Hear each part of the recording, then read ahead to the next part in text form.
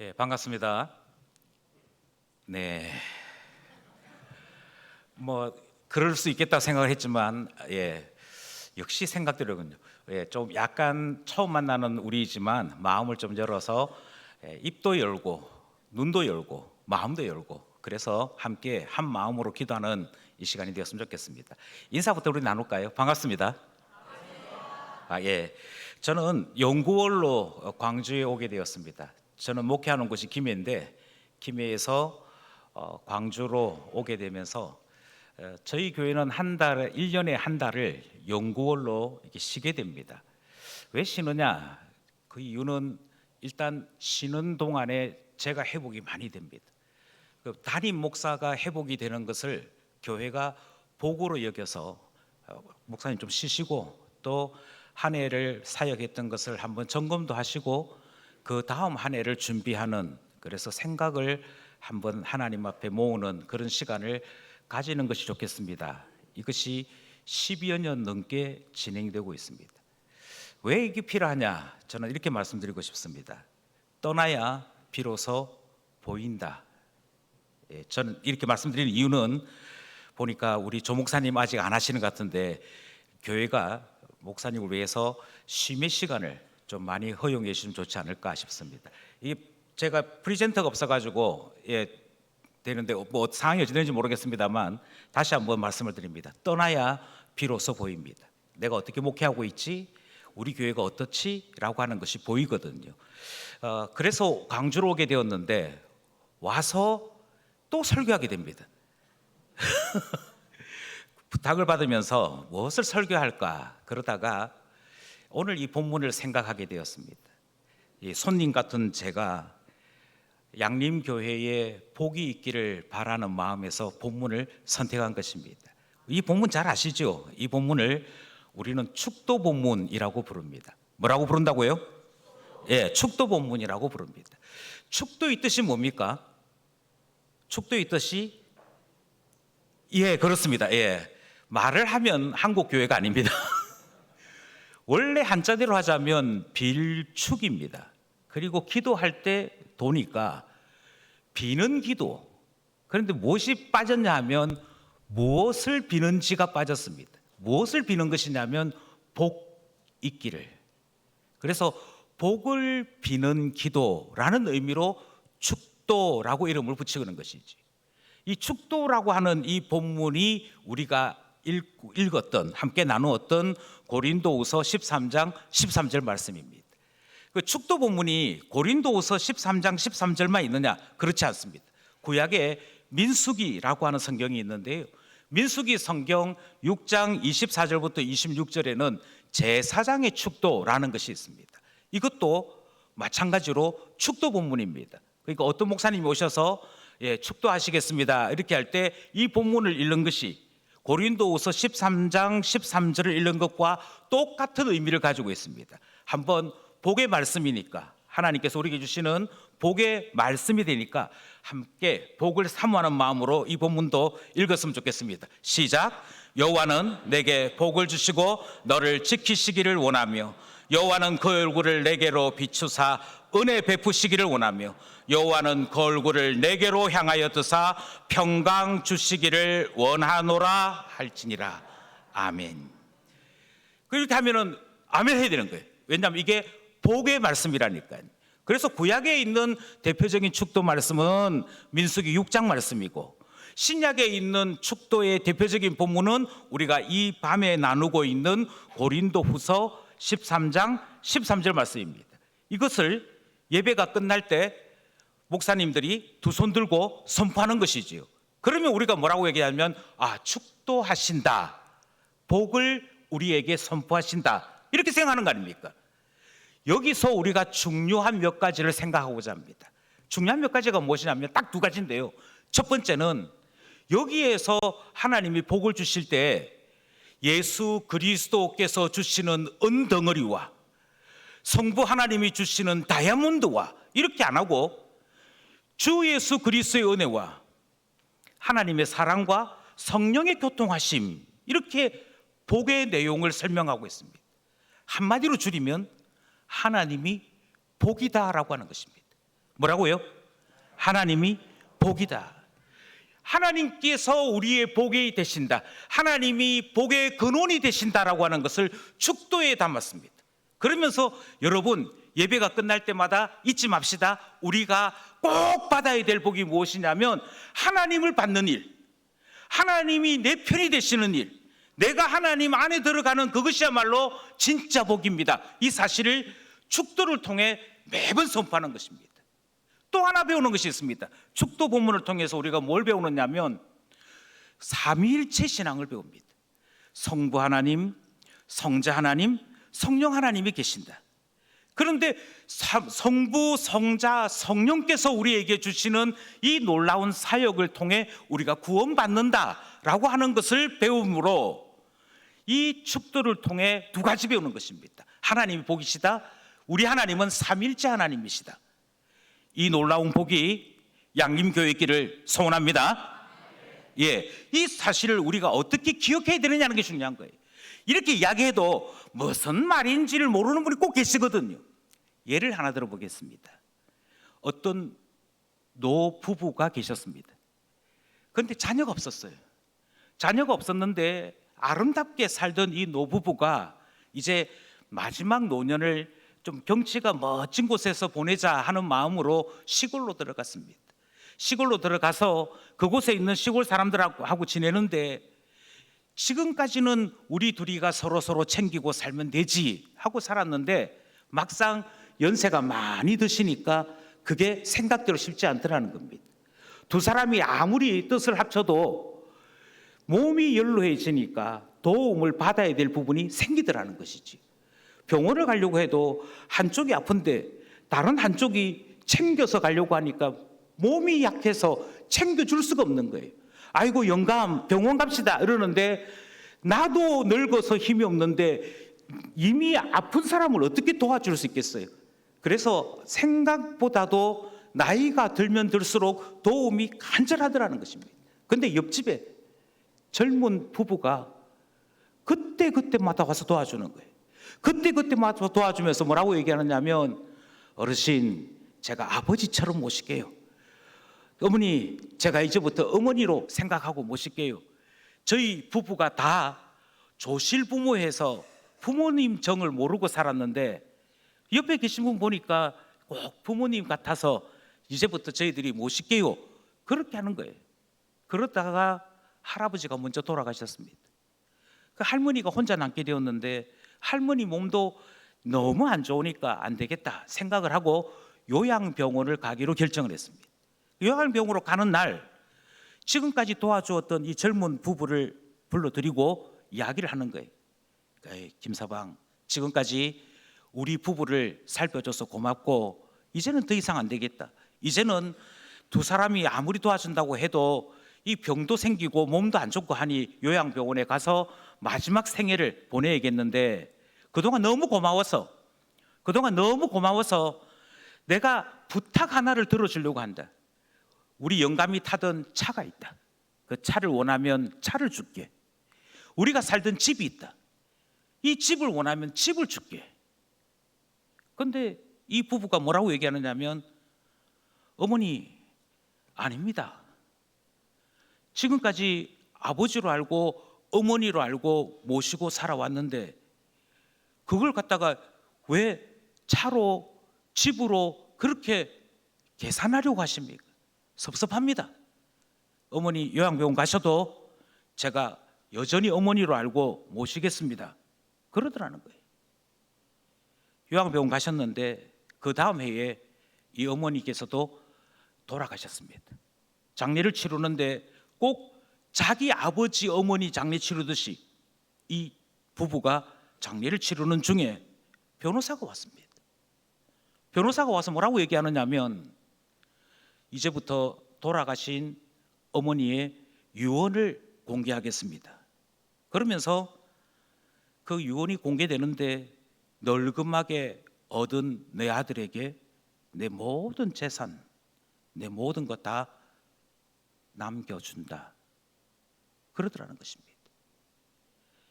이 젊은 부부가 뭘 선택했느냐면 차를 선택한 게 아닙니다. 이 젊은 부부가 집을 선택한 것이 아닙니다. 아버지를 선택했고 어머니를 선택했더니 그 아들이 되어서 모든 것을 다 누리게 되더라는 것입니다.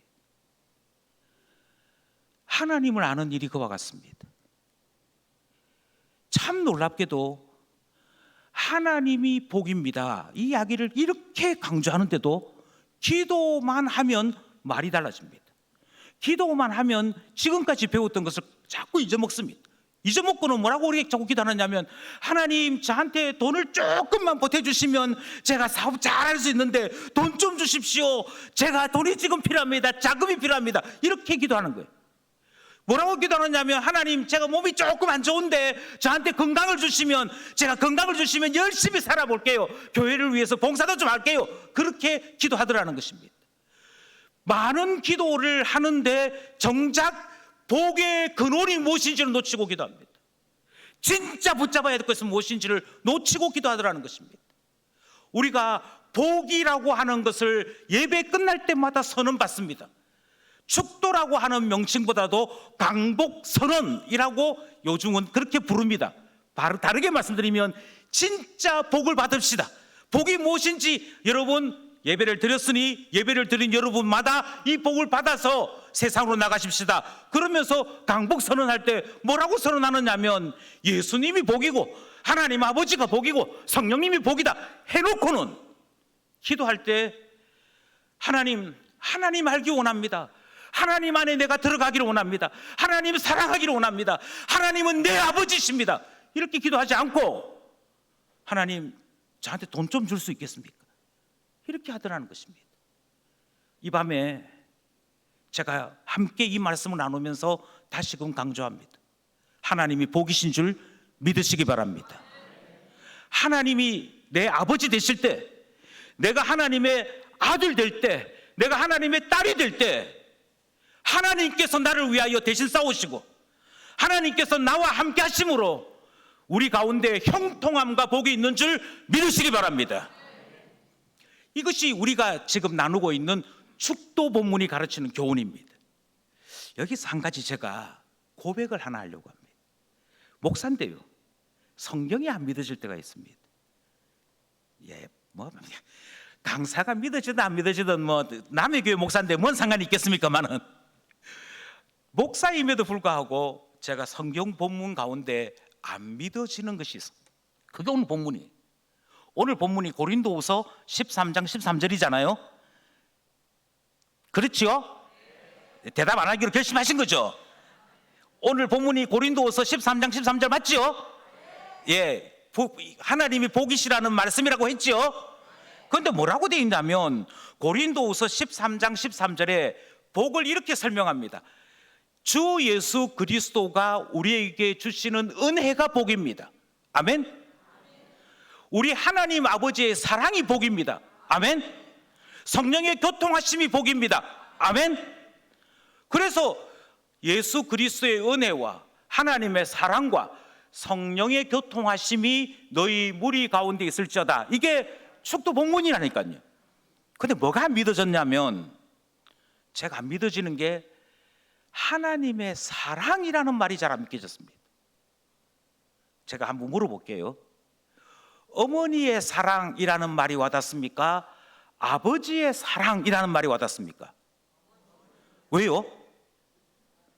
이유는 간단해요. 어머니의 사랑은 사랑의 수고가 있거든요. 그래서 말로만 하는 사랑은 사랑 아닙니다.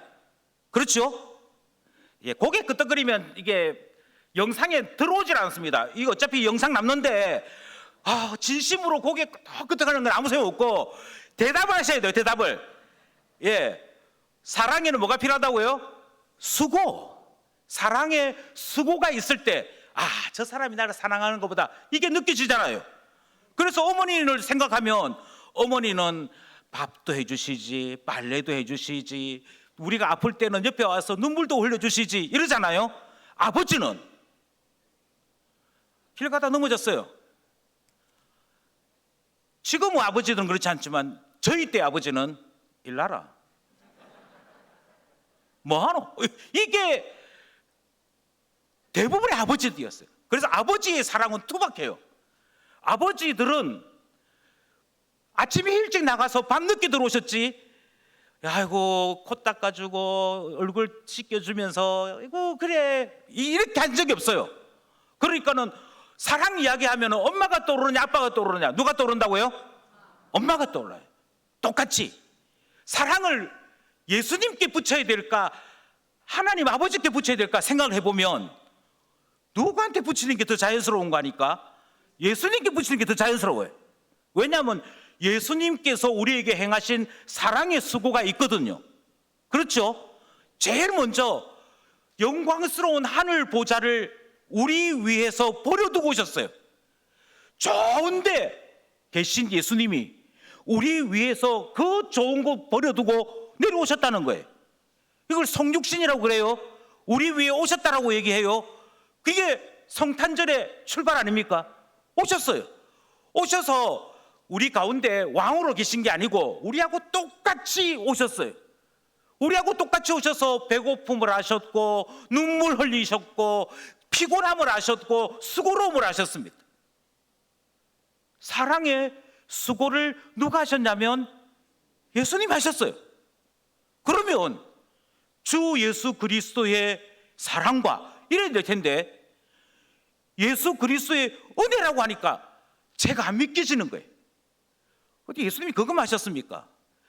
예수님께서 사실은 내가 진노받아 죽어야 되는데, 내가 형벌받아 죽어야 되는데 나를 대신해서 비키라 비키라 비키라, 그리고는 예수님이 대신 하나님의 진노를 받으셨습니다. 대속의 은혜를 행하셨습니다. 어느 정도 대속의 은혜를 행하셨냐면 하나님 앞에 죄를 지은 우리가 하나님의 진노를 받아 마땅히 지옥 형벌에 떨어져야 될 우리인데 예수님이 다 당하셨습니다.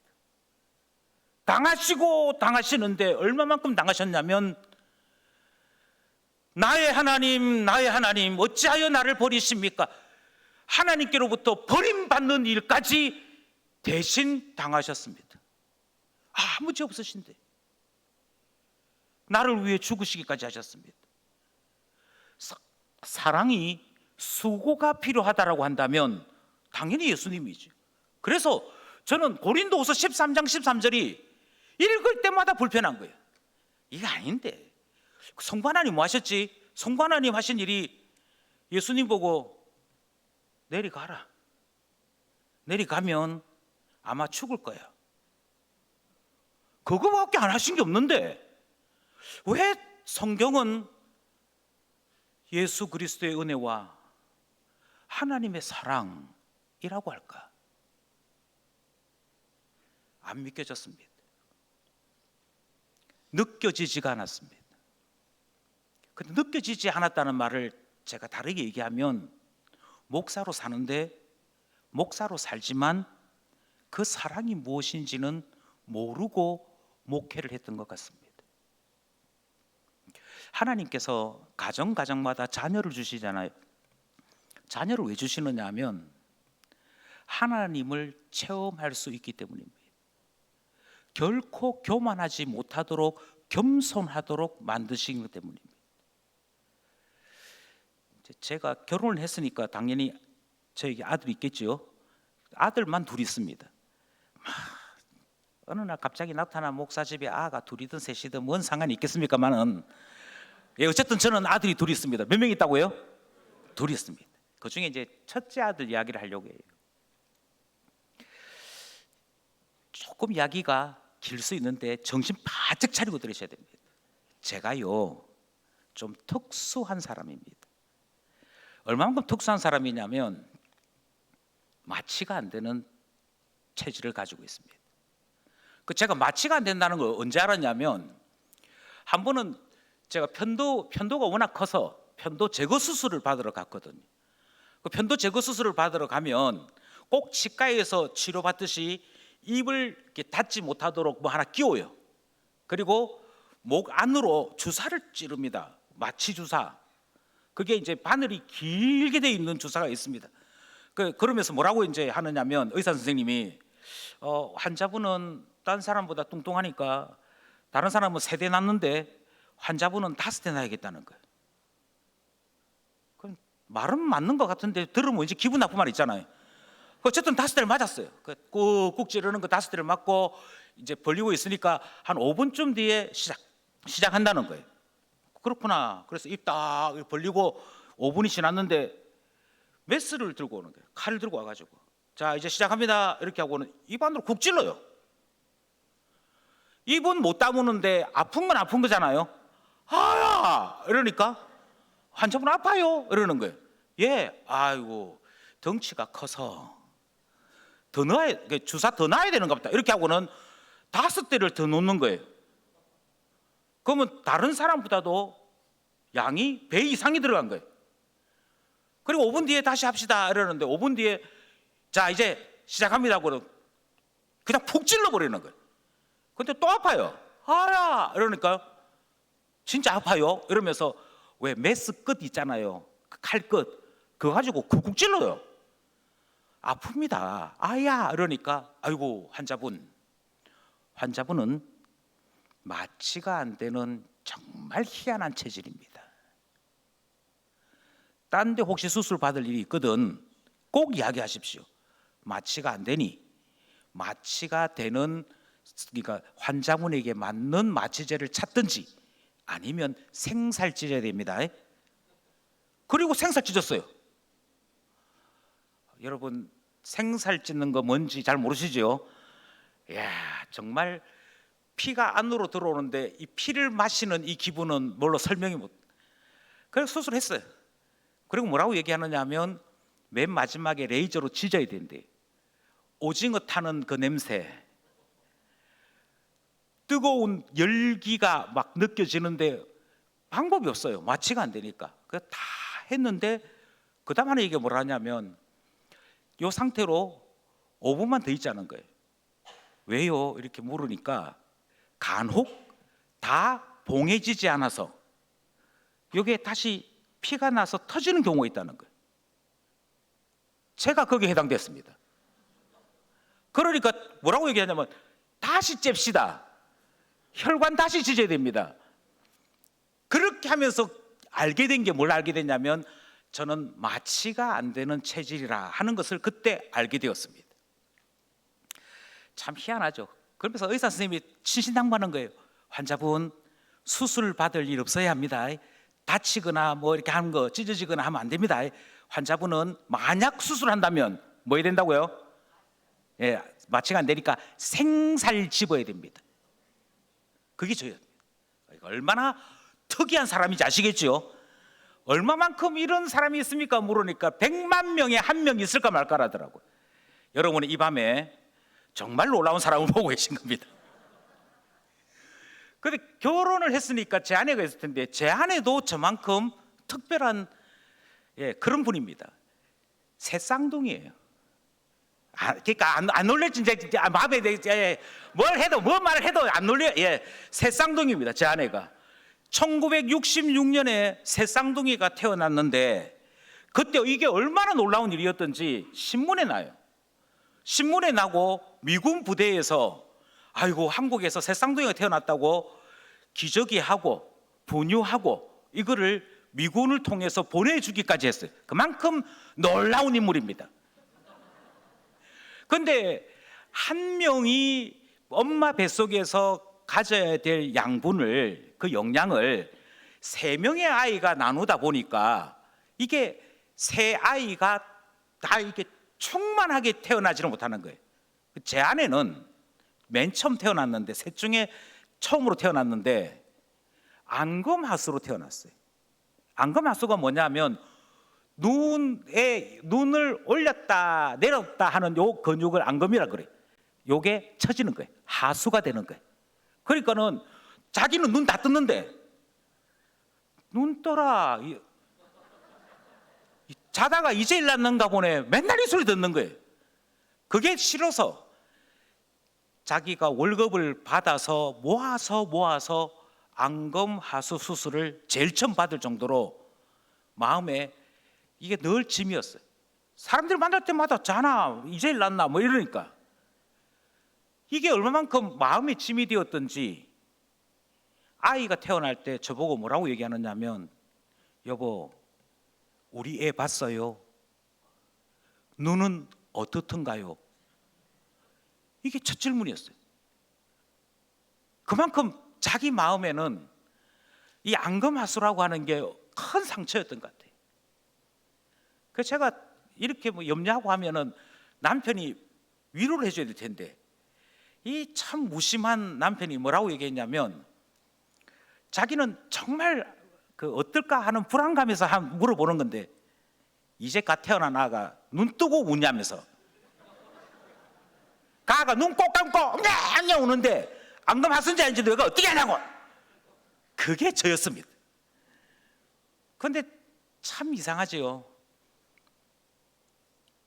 안 좋은 거는 항상 남는 것 같아요.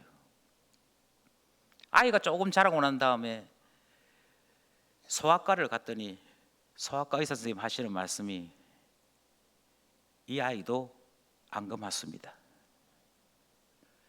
그런데 엄마하고 이 아이하고는 좀 다릅니다. 뭐가 다르냐니까 엄마는 눈이 처져도 시초점은 나왔다는 거예요. 그래서 눈이 두 개가 다 내가 필요한가 보다 했다는 거예요. 그런데 이 아이는 앙금하수가 많이 심합니다. 그래서 오른쪽 눈이 시초점을 가리는 거예요. 시초점을 가리면 어찌 되느냐면 오른쪽 눈이 나는 필요 없는가 보다 그러면서 시신경이 자꾸 마른대요. 시신경이 마르는 게 문제가 아니고 한쪽 시신경이 마르면 시신경은 한 뿌리에서 갈라지는 거라서 한쪽이 마르면 결국은 나머지 한쪽도 말라버린대. 그럼 어찌 되는데요? 눈을 전혀 못 본대요. 이게 눈의 각막이 손상되어서 못 봅니다 하고 질이 다르대요. 아예 못 본대요. 그러면 어찌 됩니까? 수술해야 됩니까? 그런데 갓난아기라서 갓난아기이기 때문에 바로 수술도 안 된대요. 그럼 어찌 됩니까? 물으니까 이 아이가 실명하기 전에 수술해야 되는데 실명하기 전에 수술할 수 있는 가장 빠른 시기는 17개월 때래요. 그러니까 17개월 때 앙금하수 수술을 해야 한다는 거예요. 그때부터 제 안에 울기 시작하는 거예요. 내 때문에 엄마가 앙금하수라서 이 아가 무슨 죄가 있다고 그러면서 울기 시작하는 거예요. 17개월이 되었습니다. 이제 뭐 해야 되죠? 수술해야죠. 그러니까 제 일이라고 지금 아무도 지금 신경 안 쓰는데 우리는 17개월 된 이 아이를 핏덩어리 같은 이 아이를 수술대에 지금 얹혀야 되는 거예요. 병원을 갔습니다. 제가 그때 사역했던 교회가 한센병 환자가 있는 교회였습니다. 그러니까 우리 성경 표현대로 하자면 나병 환자 교회가 제가 사역하던 곳이었습니다. 떠나서 우리 마을을 떠나서 병원으로 가는데 병원에서 뭐라고 얘기하느냐면 17개월 된 이 아이 수술을 하기 위해서는 검사가 먼저 필요하다는 거예요. 그 검사를 하려면 이 아이가 이제 초음파 검사니 뭐 검사를 하기 위해서는 누워 있어야 된대. 자야 된대. 그래서 수면 주사 용액을 하나 주면서 마을에서 출발할 때 거기에서 이것을 맞고 오라는 거예요. 그러면 병원에 올 때쯤 되면 잘 거 아니냐. 자면 그럼 EKG 검사부터 시작해가지고 하자 이렇게 되는데 여기서 제 문제가 딱 등장하는 거예요. 제가 뭐가 안 된다고요? 마취가 안 되잖아요. 마취만 안 되는 게 아니고 얘는 수면도 안 되는 거예요. 수면 주사를 놨는데 안 자요. 그래서 빌고 빌었어요. 세윤아 30초만 가만히 있으면 된대. 30초만 가만히 있자. 그러면서 겨우 검사를 합니다. 그 다음에 이제 수술을 하기 위해서는 마취를 해야 되는데 문제는 저거 아버지 닮은 게 저 아라고 얘가 마취가 안 되는 거예요. 17개월 된 애가 뭘 합니까? 말이 통합니까? 뭐가 통합니까? 가만히 있으래도 가만히 있지 못하는 게 17개월 때인데 수술을 해야 돼요. 수술을 하기 위해서 병원에 입원을 하는데 입원을 한 그날 종이 한 장이 저 앞에 딱 놓여집니다. 읽어봤습니다. 수술 동의서. 근데 거기에 빨간색 글자로 이렇게 적혀 있습니다. 수술 중에 혹시 잘못되어서 죽어도, 병원 용어로 사망할지라도 의료진에게 책임을 묻지 않겠습니다.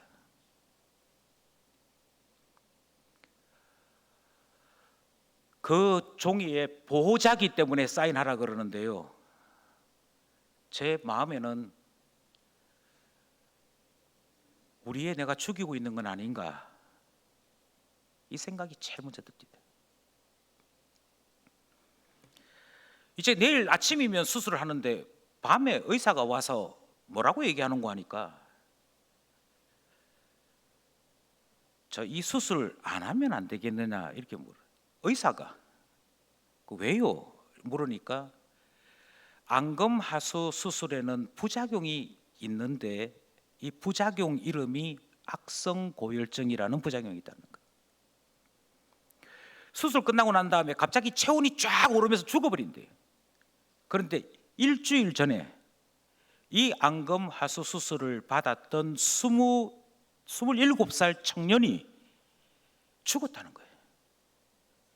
청년도 죽는 그만큼의 부작용인데 17개월 된 이 아이를 수술하려고 하니까 의사인 자기가 자신이 없다는 거예요. 그러면서 실명할 수밖에 없긴 한데 안 하면 안 되겠느냐. 밤에 저절로 기도가 됩니다. 밤에 저절로 기도가 되는데 하나님께서 제 속에 마음 하나를 주시는데 어떤 마음을 주시냐면 나는 너의 아버지다. 그래서 수술한다 그랬어요. 의사 선생님을 믿어서가 아닙니다. 제가 하나님 믿기 때문에 하나님 믿고 한번 해보겠습니다. 그 다음날 아침이 됐는데 종이 3장이 더 들어와요. 마치 선생님이 자기를 위해서 하나 더 써달랍니다. 내용은 똑같아요. 수술 중에 사망할지라도 의료진에게 책임을 묻지 않겠습니다. 이게 마치 선생님이 특별히 자기를 위해서 하나 따로 써달라고 옹종이에요. 수술 방에서 하나 써달라고 왔어요. 병원에서 하나 써달라고 다시 왔어요. 총 4장을 썼습니다. 4장을 사인하는데 손이 떨립니다. 사인해야만 수술한다고 하니까 사인했습니다. 왜? 병원 가면 수술 준비실이라는 게 있고 수술실 안으로 들어가는 문이 있습니다. 그 거리는 얼마 안 돼요. 거리는 길게 잡아도 5m 정도밖에 안 되는 그 거리에 보호자인 제가 우리 17개월 된 애 눕혀놓고 이제 마취를 시키는 그 일을 합니다. 마취가 돼야죠. 마취가 안 돼요. 그러니까 의사 선생님 와서 뭐라고 얘기하느냐면 마취과에서 의사 선생님이 죄송한 얘기인데 이 아이는 동물 마취제를 쓰는 수밖에 없습니다. 17개월 된 조그만 아이 동물 마취제 쓰는 수밖에 없대요. 동물 마취제 쓰니까 그나마 마취가 되기는 하는데 17개월 된 애가 팔을 들썩들썩거리면서 일어나려고 해요. 그게 완전 마취가 되는 게 아니고 여전히 마취제하고 싸우고 있는 거예요. 세윤아, 조금만 가만히 있으라고. 조금만 가만히 있으라. 보통은 자 지금부터 마취합니다. 번호 헤아립니다. 하나 둘 셋 하면 가야 되는데 얘는 수술실 들어가기 전까지도 손이 움직이고 발이 움직이는 거예요. 5m라 했죠. 수술 침대가 2m입니다. 수술실 방이 문이 열리고 거기에서 수술복 입은 간호사가 아버지 그 아이 침대 밀고 이리 오세요 라고 손짓을 합니다.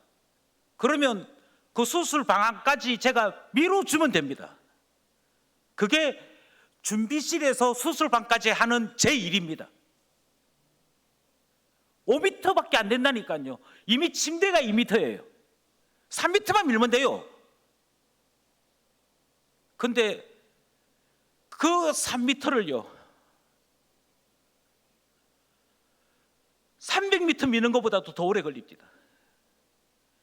자꾸 밀어야 되는데 자꾸 밀 수가 없었어요.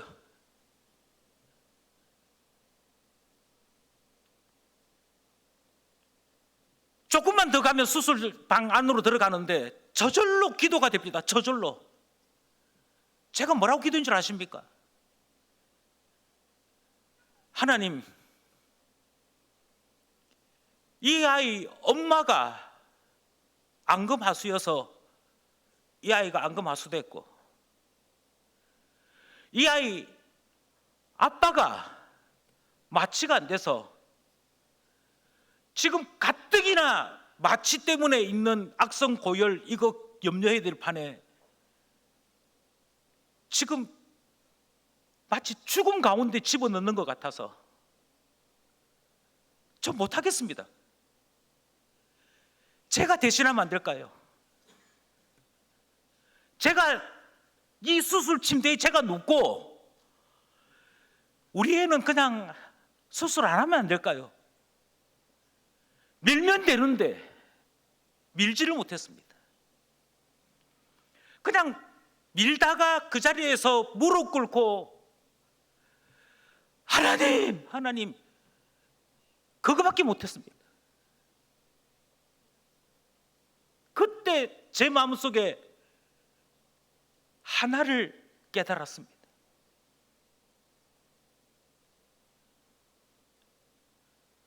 아버지 사랑요.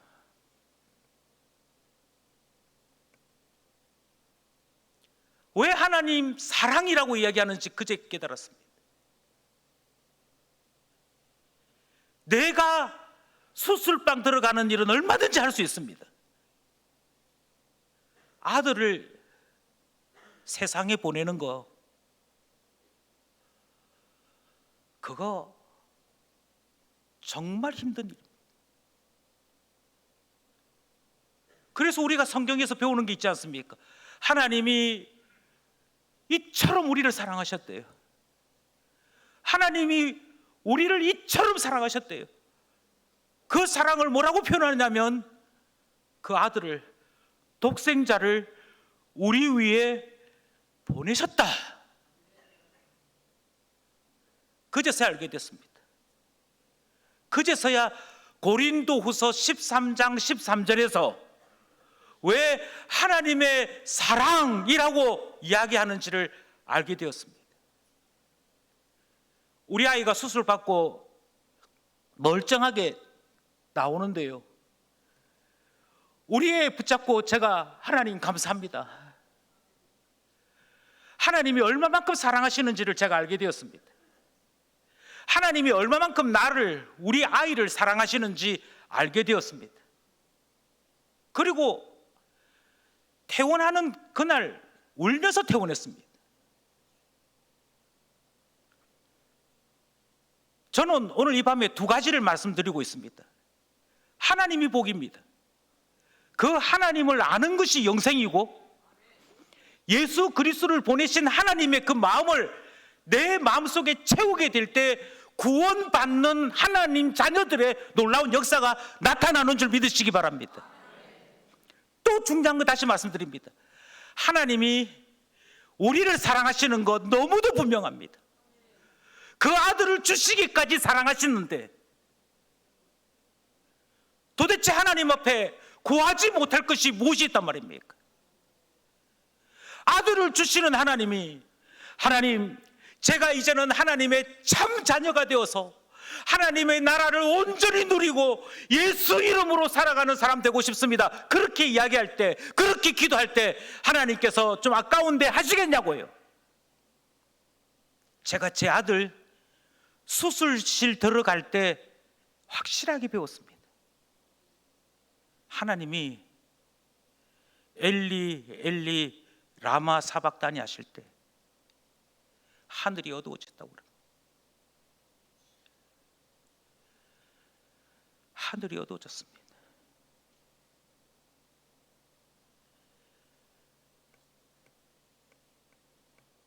그 마음을, 하나님의 그 놀라움을 이 밤에 나누고 싶습니다. 그러면서 저는 우리가 함께 이렇게 기도했으면 좋겠다 하는 말씀을 드리고 싶은 것입니다. 하나님 얻는 이 밤 될 수 있기를 소원합니다. 복이신 하나님을 내 영혼에 채우는 이 밤이 되기를 소원합니다. 하나님 앞에 기도하실 때요, 하나님 이거 주세요, 하나님 저거 주세요, 그 이전에 이 고백부터 했으면 좋겠습니다. 나를 사랑하신 하나님, 나도 하나님 사랑합니다.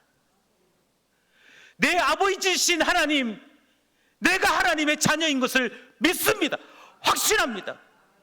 그래서 하나님을 아버지로 얻고 하나님의 자녀로서 이 밤에 하나님의 그 사랑을 확신하는 가운데 기도하는 이 밤 되기를 원합니다. 그러면요, 하나님 아버지께서 나를 대신하여 일하신 줄 믿으시기 바랍니다. 그러니 우리가 이 밤에 기도할 때 이것부터 회복하자고 해요. 이것부터 배우자고 해요. 하나님이 내게는 가장 소중한 분입니다. 하나님을 얻는 것이 내 인생 최고의 복입니다. 고백하며 기도할 수 있기를 원합니다. 오늘 이 밤에 하나님 앞에 기도하시면서 하나님이 나를 사랑하시는 것을 믿습니다. 나를 사랑하시는 하나님이 내 살아가는 인생길 가운데 고난을 주실 때 그 고난조차도 뜻이 있는 줄 알아 하나님 앞에 기도합니다. 하나님 마음을 알게 해주십시오. 하나님 뜻을 알게 해주십시오. 그리고 하나님 때문에 이 인생 풍랑을 지나가게 해주십시오. 그렇게 기도하여 하나님의 사랑받는 응답이 있기를 소원합니다. 그러니 여러분, 하나님 앞에 주목하십시다. 아멘. 하나님을 간구하십시다. 제가 하나님 자녀입니다. 하나님이 독생자 주시기까지 하시면서 구원하기 원하셨던 바로 그 자녀가 여기 있습니다. 하나님을 사랑합니다. 하나님을 아버지라고 고백합니다. 선하신 하나님을 인정하면서 주님을 부르면서 나갑니다. 예수 이름을 부르면서 하나님의 역사심을 확신합니다. 그렇게 기도하실 때 이 밤은 기적의 밤이요, 권능의 밤이요, 놀라운 역사의 밤이 되는 줄 믿습니다. 이 시간 함께 기도하기 원하는데요, 다시 말씀드립니다. 다른 간구할 제목들 다 있는데 그 다른 간구할 제목들보다도 제일 먼저 하나님 사랑합니다, 이것부터 고백했으면 좋겠습니다. 하나님이 그 아들을 주시기까지 나를 사랑하시는 것을 믿습니다. 고백합니다. 하나님은 내 아버지십니다. 이 고백으로 우리의 기도가 시작될 수 있기를 원합니다. 하실 수 있으시겠습니까? 주의 이름을 부르고 주님 앞에 간절함으로 기도하기를 원합니다. 주여! 주여! 주여! 아버지 하나님, 이 밤에 저희와 함께 해주시옵소서. 이방인이 아니요 먼 사람이 아니요 하나님의 아들로서 주 하나님 아버지를 만나는 이 밤 되기를 원하고, 아버지 하나님, 식어진 가슴에 하나님의 사랑으로